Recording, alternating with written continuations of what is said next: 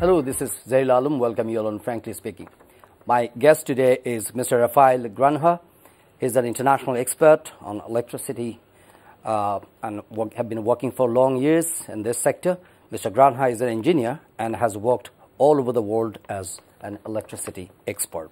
He's here in Bangladesh as a resource person of 2 training courses on smart grid and best practices in UMS and IT communication.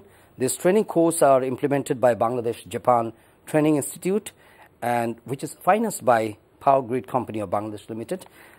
We welcome Mr. Rafael Granja on Frankly Speaking. Welcome. Thank you very much for having me. Yeah, I think this is your second visit in Bangladesh. It is my second visit in Bangladesh. I was here 10 years ago on another workshop for efficiencies in the generation sector, and it was very fruitful. And actually, like we were discussing earlier, I was very amazed at how much Dhaka has changed over the last 10 years. So much construction, so much expansion. The city is vibrant. It's great to see. So you are looking at a strong Bangladesh. I think I'm looking at a very strong Bangladesh. It's very enlightening. It's a great environment. So in particularly, which training program you are currently? I just mentioned about the smart grid and best practices. What does it mean? Why it is so critical right now for the people in Bangladesh? I think it's really important for everyone in the world. Our world is becoming electrified at an incredible rate. We're digitizing everything that we do. Industries and industrial customers and entities are rising up everywhere. Dhaka is a perfect example of the changes that are being instituted on a daily basis. You look around and you see cranes and construction and expansion, which means that your electrical infrastructure is growing, and it's growing at a very alarming rate. So the smarter that we make the infrastructure, the easier it is for our operators and our companies, specifically the power grid of Bangladesh, to be able to operate this infrastructure in a cost-efficient manner. So you mentioned that the infrastructure is growing in an alarming rate, and which is great. It's great for the economy. But why did you term is an alarming rate? 50% over the last 5 years. That is an incredible growth spurt from any country in the world. So that tells you how much emphasis and how great Bangladesh is growing. It's actually a good indicator of the health of the country. But in terms of our efficiency, do you think we are ready to deal with this trend of growth in the electricity sector? In my opinion, both the PGCB, yeah. I'm sorry, they're doing the right things. They're basically, number one, they're training their resources. They're educating them on industry best practices, which is very important. They're doing the required investments in their systems to be able to control at a much better rate the infrastructure growth. So between these two initiatives, they'll be able to mitigate or meet all of these requirements that are being imposed on them because of the health of this country. How you look at the transmission of electricity in Bangladesh? I believe that the transmission of the present infrastructure is strong. Because of the load growth, you need to have more investment. That is a given.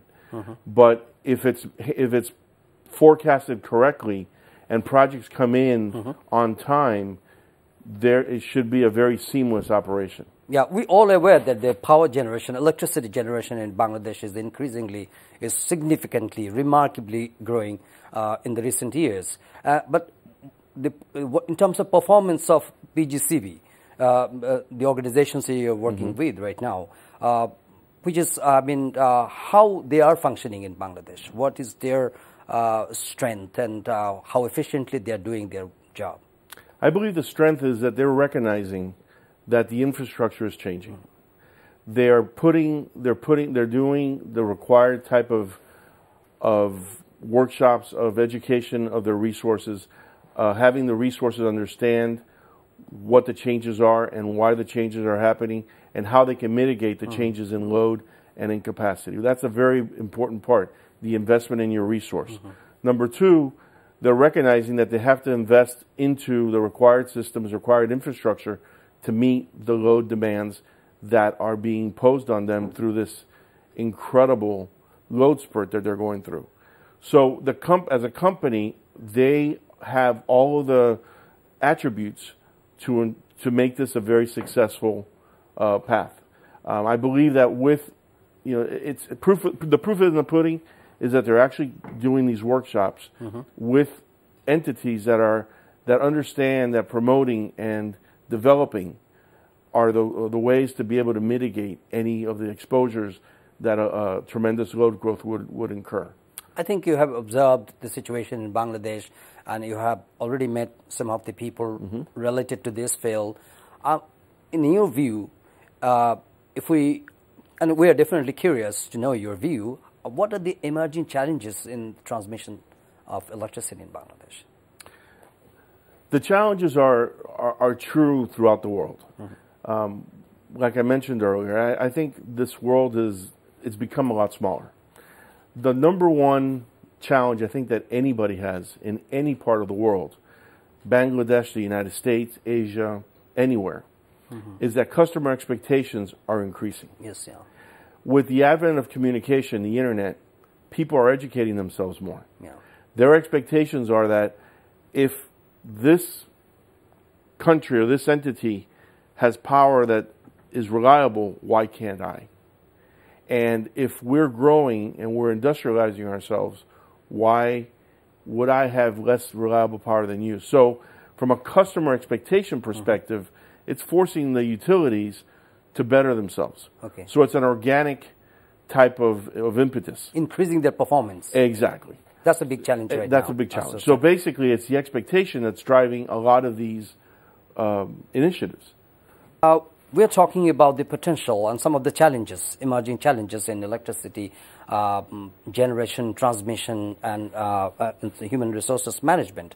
What is the impression about the overall human resources in Bangladesh?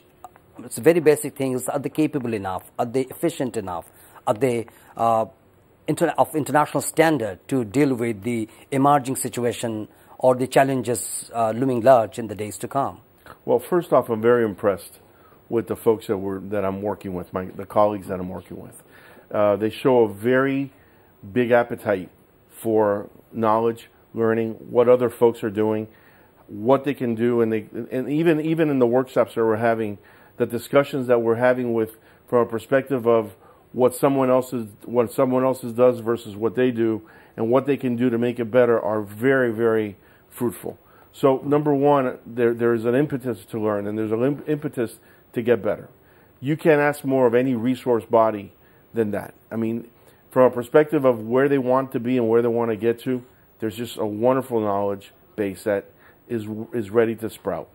So I do believe that from a perspective of the company and the workshops that are going, it's going to be very fruitful for the existing resources to do the step change and the transformation to move forward in the requirements that are going to be needed by the company and the operational side to be able to meet these demands. How they can increase or intensify their level of understanding and knowledge? I mean, forging partnership or having partnership with other countries. Is there any room for that? I think there's always room for partnerships. Partnerships are something that they gain you a lot of experience very quickly, because you're able to ascertain things that someone else may be doing, and then you're able to understand what works and what doesn't work in your country.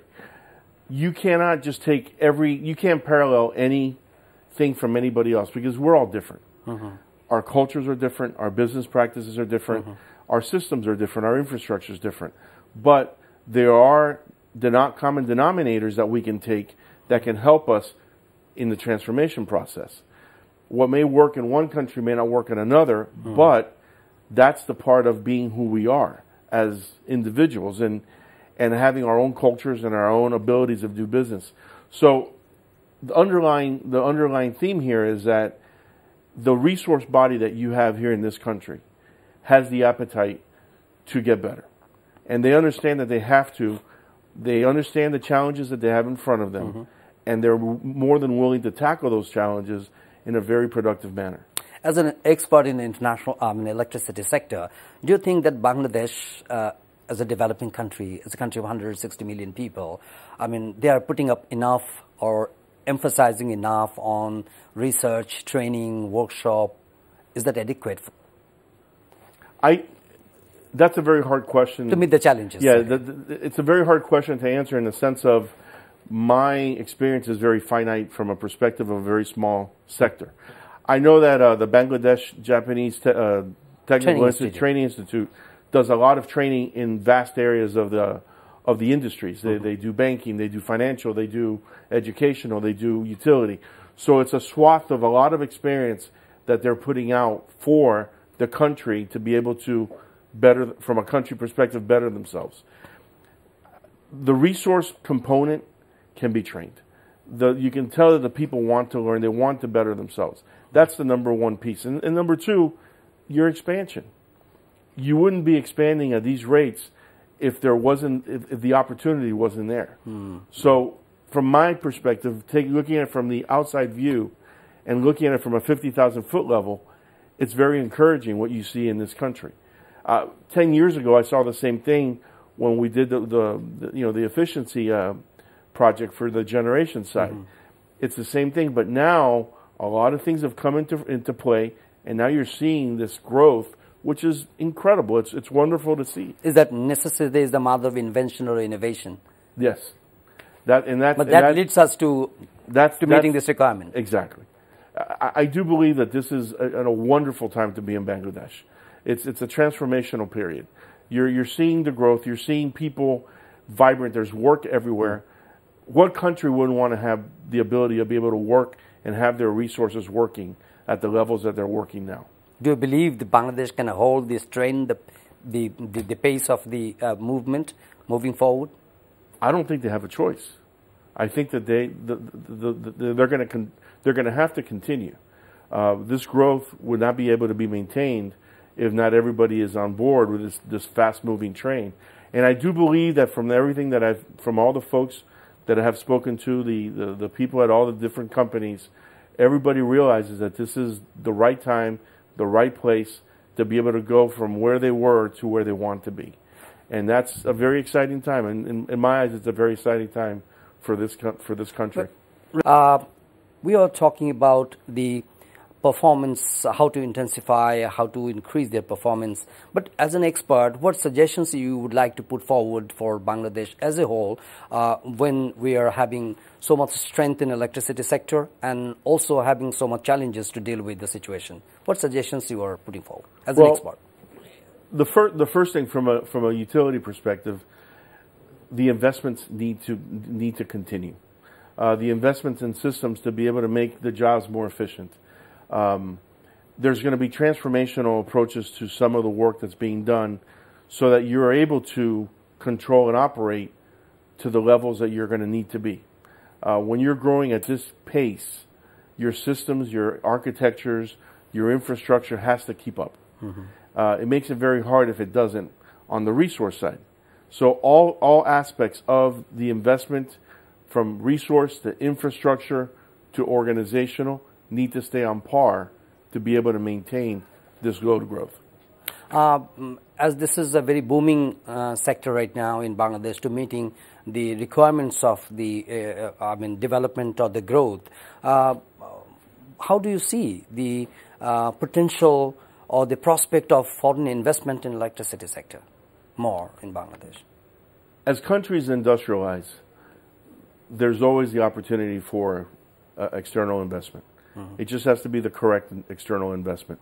But as this country continues to electrify itself, industrialize itself, have very reliable energy, then you can expect that there'll be more foreign investments. Because the first thing they're going to look at is, how reliable is my system?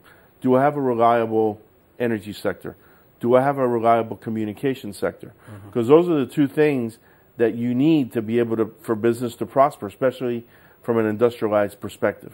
So as long as those two sectors are strong, and of course you have the resource component that ties into it, then investments are going to come. What are the other areas? What are the other ways where we can focus to produce more electricity in Bangladesh to meet the challenge, apart from our traditional way to producing electricity? There's an incredible opportunity worldwide for renewable energy. The renewable energy sector has, from a price point perspective, has come down. Now, it's not to where it was 10 years ago that the price points were very high. Now you can install wind farms, you can install solar farms. Yeah. The initial investment is really the key because the operational side is very small compared to a traditional gas-fired unit or other coal-fired or oil-fired. Or nuclear energy? Nuclear is very expensive. Nuclear, the initial investment in nuclear, I think is really. And we're also trying that. Yes, I know. You're installing a plant in 2023, I believe. Exactly. 2,400 megawatts. Is the right thing we're doing in your view? I think it is. I mean, that's an investment that's saying we're going to be around for a long time. Once you're willing to invest that amount of money or investment capital into a project, that's telling your citizens, that's telling the world that you are going to be around for a long time, that you want to be a player within the industrialized world. I think that's a very good signal to send. As you are working right now, you are visiting Bangladesh in an invitation of PGCB, Power Grid Company Bangladesh. I mean, what should they focus on as a priority basis to improve their performance? Any suggestions for that? My suggestion would be to continue the investments that they need in the system architecture. The systems really need to the systems are key to be able to control the power efficiently. So the more investments in that area, specifically in the energy market, energy management system area, and in the data warehousing to be able to do more analysis-based analysis, that's where they need to concentrate. And I do believe they are because of the investment types of numbers that I'm seeing and that have been given to me.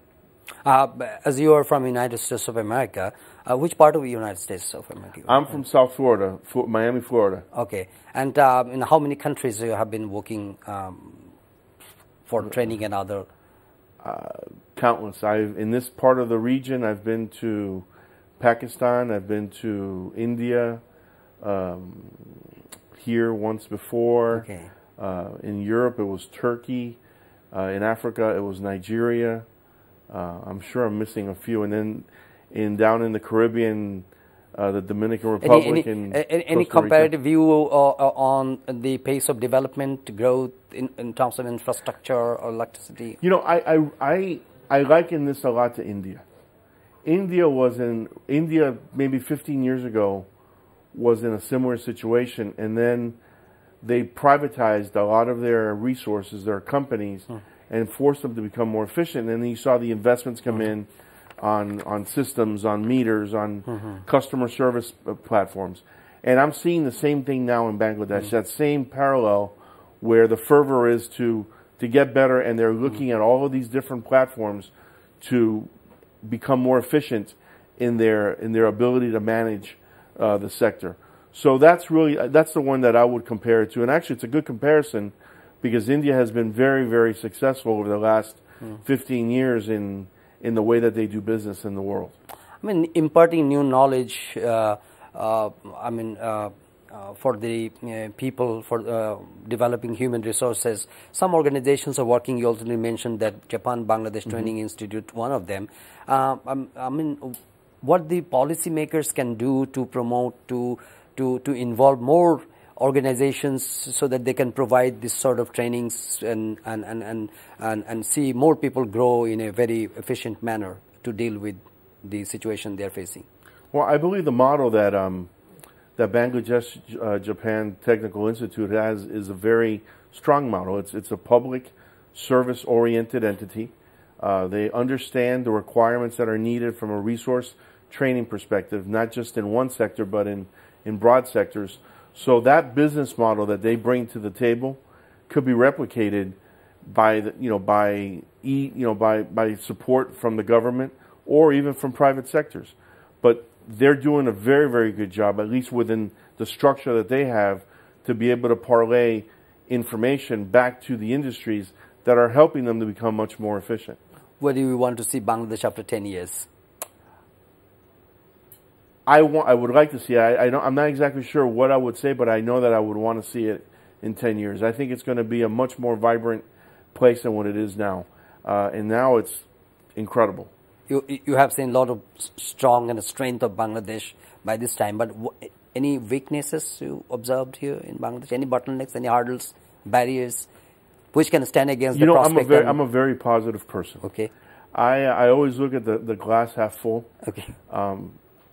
I worry about the real estate from a perspective of the amount of real estate that's left.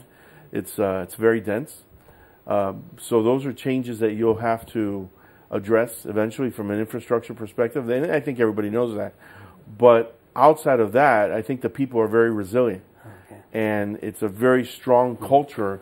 And it's a very good culture for progress and improvement. So, like I said, I would love to see how Dhaka is in 10 years. Hopefully it doesn't take me 10 years to come back. You want to see a conducive Bangladesh, prosperous Bangladesh, healthy Bangladesh. I think that would be wonderful. Okay. Thank you so much, Rafael. Thank you very much. Frankly speaking. Thank you so much. Dear viewers, that's all my conversation with Rafael Granja, international expert on electricity business. He is from the United States of America. Dear viewers, to know more updates and videos, visit our website, www.ntvd.com. And besides, you can also visit our YouTube and verified Facebook page for updates over NTV's all popular programs and news. Thank you very much for watching this show. Frankly speaking, wish you all the best. Thank you.